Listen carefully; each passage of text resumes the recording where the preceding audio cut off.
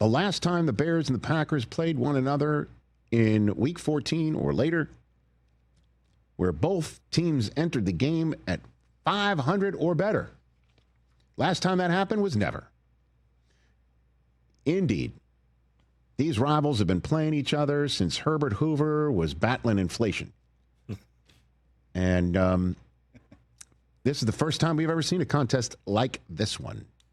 And on top of it, the Bears are the 1 seed in the entire conference coming into this game. And on top of all that, Ben Johnson, the new head coach there, who started 0-2 in division, has turned this franchise and program and city upside down and has gotten his quarterback under center in a way that this kid, Caleb Williams, never played this much under center, which opens up the playbook, which opens up play action for a running game like the one that they have. This is what we're talking about. And if he can go under center and boot out, and he can, that makes the Bears a dangerous team, especially when they're taking the ball away like they did on the first drive in the first quarter, taking the ball away from Jordan Love, who, by the way, had not thrown a touchdown pass at home since Week 6. So the defenses are showing up first quarter. And then this game turns into a Packer fest where Love is making his throws and Christian Watson is scoring his touchdown and Jaden Reed is back from injured reserve doing things in this offense that are clearly being missed.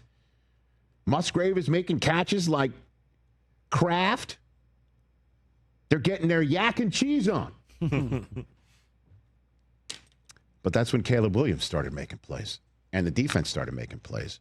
And suddenly the time of possession has got Micah Parsons and that Packer defense so gassed that they got to run the ball when they get the ball back, because obviously that's part of their offense, but they can't just throw their defense back on the field because the Bears are wearing the Packers out, just like they wore the Eagles out the day after Thanksgiving. And I'm sitting here at game tied at 21 apiece thinking this can happen. And if the Bears pull this one off, well, then all bets are off. But the Packers did what they needed to do. They come up with an 8-play, 65-yard drive after Colston Loveland scores on a gorgeous play where Ben Johnson isn't celebrating the touchdown. He's flipping out because one of the tackles that were eligible that was out on a route got cut out at his ankles. But there's Loveland wide open on the other side. An easy play for Caleb. Touchdown, tie game. But the Packers march down the field in 4 minutes and 28 seconds and hand the ball back to Caleb and say, you do something.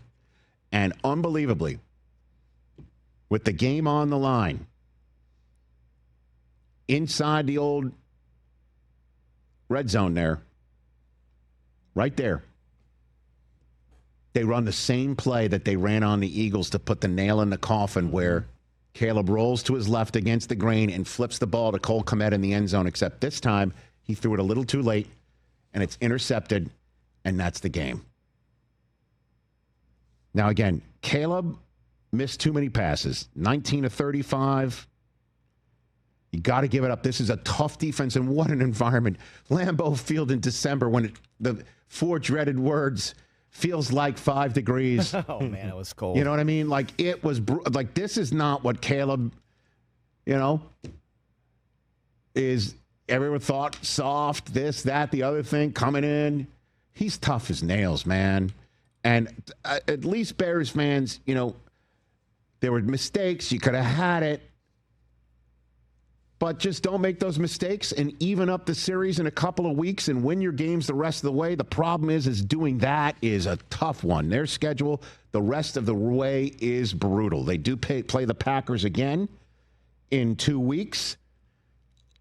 They're home against Cleveland. Shador bringing in his 300-yard, 3-touchdown, and 1 on the ground on top of it performance. Just assuming the Browns won't take him off the field with the game on the line. And then they got a visit to San Francisco in Week 17 before the one that could really be it.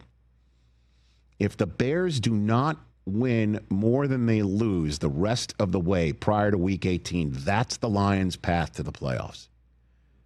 That Week 2 50 burger absorbed by Ben Johnson and the Bears. The Lions could go into Soldier Field, win that one, and that's how they punch their ticket to the playoffs. Because I don't think the Packers are going to get caught by the Lions. I mean, the Packers are now 9-3-1. They're 2 in the conference right now. And they need both Seattle and the Rams to get tripped up. Rams and the Seahawks play each other to kick off Week 16 on a Thursday night. So the Packers have a shot at the whole shooting match, having everybody come through Lambeau at the end of the day. And the Lions, though, have already been swept by them. Bears better be careful. They dropped all the way down to 7, 1 down to 7. The Niners are above them. That game in Week 17 is going to be lit. Some real serious playoff implicating action. And the Bears almost pulled this one off. I don't think it was too big of a moment for Caleb. Gotta like that if you're the Bears. These things happen. It's a tough series. Of course, everyone was talking about the number one swim move that we saw on Lambeau Field. After the game, that was what everyone was talking about. That swim move was Matt LaFleur shaking Ben Johnson's hand. Now then, Ben Johnson, as we know, took the job.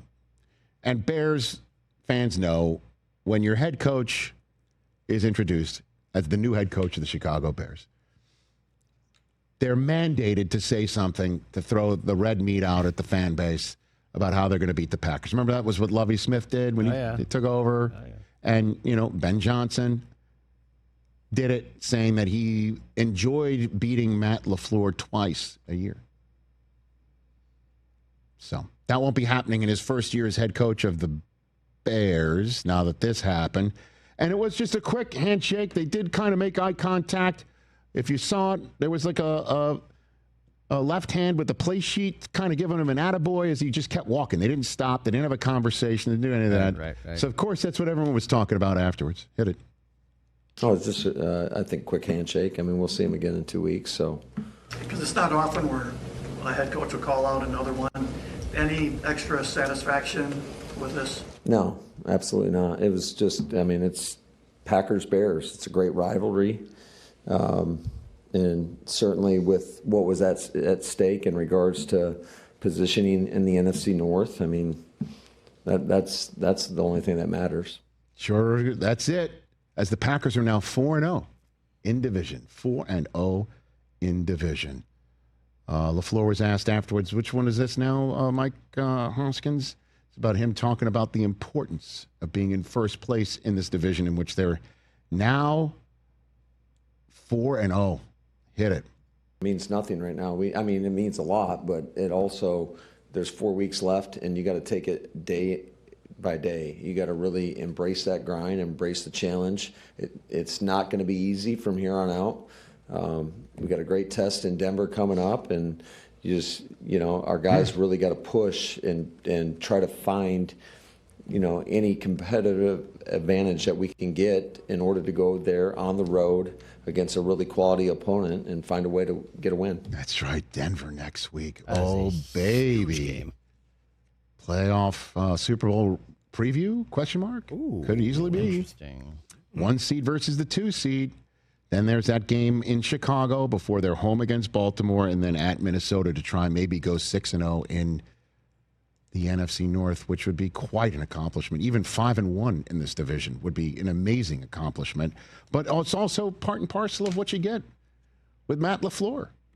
Oh, let me hear. Do you hear the Packer fans calling for his job or wanting to give up the play calling after Jordan Love has his second straight game with 3 or more passing touchdowns and Christian Watson has his first back-to-back touchdown performance in 2 years, and Josh Jacobs had 86 on the ground in a rushing touchdown. Wait a minute, do I hear that? No, that's very silent. Put it up. his first 7 seasons as head coach in the National Football League. Matt LaFleur has now won 76 games, tied with Paul Brown. You heard about Paul Brown? I was talking to my son Cooper. The reason why the Cleveland Browns are named that is for Paul Brown, who then went and created another franchise called the Bengals. That's the Paul Brown. Oh, and Holmgren, he's got a street out there. Holmgren's got a street out there. Don't figure that. He should have 75 wins. He'll have a bus soon, probably. Yeah. LaFleur's got more wins in his first 7 seasons as the Packer head coach than Holmgren. That's why. Oh, okay. You know why? It's because the man hydrates. Man drinks a lot of water. This is what we saw when we came to the airport for the draft. Its first round pick was hydration. Brockman, didn't you think his jaw was on the line a couple weeks ago? Everybody did. I mean, yeah, to say that's only my thought. Well, because the new president there, Ed Policy's like, let's play it out. Okay, let's play it out. I don't really pay attention to the room, though. Come on, Thank you. Yeah, Jordan Love is heating up. During the 4-game win streak, 9 touchdowns, only 1 pick. You know, if the Packers want to let it play it out with LaFleur, you know what? You think the Giants would take him? Hook him up with Jackson Dart. What do you think? I think the Giants. Hey, Packers fans, you just want to flip Matt LaFleur to the Giants? What do you want to do? Really? Hey, you made it all the way to the end. Thanks for that. Check us out every single day streaming live on Disney Plus and the ESPN app 12 to 3 Eastern.